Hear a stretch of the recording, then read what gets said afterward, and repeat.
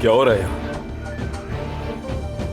Officer, बात क्या है? आप लोग इस तरह से यहाँ क्यों आए? अब्बास साहब, माफ कीजिएगा, हम आपको तंग नहीं करना चाहते थे, लेकिन आप जानते हैं ये कानून है। दरअसल हम अदनान साहब को हिरासत में लेने आए हैं।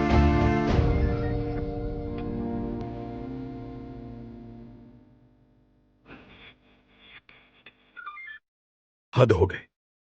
क्या हो गया? ऐसा भी क्या कर दिया है मेरे भतीजे ने? तोलगान ओसगिच के कत्ल के हवाले से इन्हें हिरासत में लेना है। कल उसकी लाश कचरे के ढेर से मिली।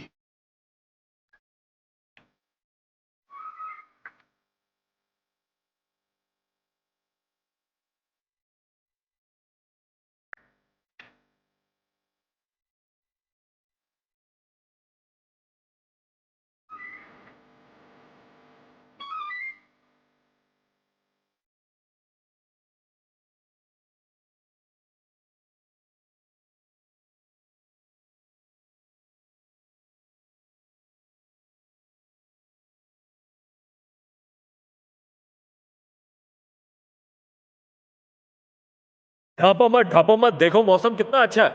पुलिस के लिए भी आसानी हो जाएगी।